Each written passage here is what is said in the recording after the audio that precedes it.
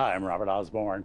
Up next on our salute to director Richard Brooks, we have another Western, and it's one for which Richard Brooks also wrote the screenplay.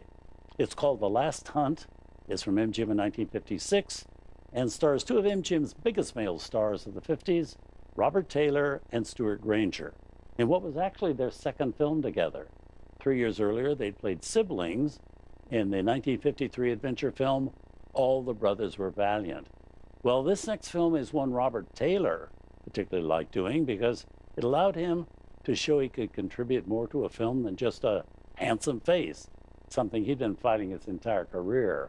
I mean, Taylor was so handsome that from the start, people rarely noticed he could act, especially when he was in his 20s and 30s, and women went to the movies just to have a look at him, while their boyfriends and the critics kept hammering away that he was just a pretty boy. Now, by the time he made our film, he was 45, still handsome, but delighted to now be allowed to play meatier parts, often playing the bad guy. And in our next story, he is indeed a very cruel, sadistic buffalo hunter, and it's Taylor giving one of his best performances.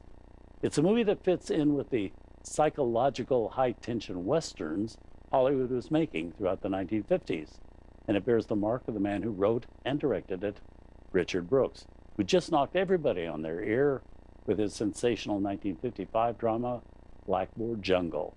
Well, ours is the only film in which Mr. Brooks directed Stuart Granger, although their lives would be very closely drawn together several years later. That's when Brooks directed Granger's wife, Jean Simmons, in the film Elmer Gantry, and she and Brooks fell in love during the making of that movie. Simmons then divorced Stuart Granger and married Richard Brooks, something which made Stuart Granger quite bitter for years after. Here also with Deborah Paget, Lloyd Nolan, and Russ Tamblyn, and much of it filmed in South Dakota, we bring you The Last Hunt.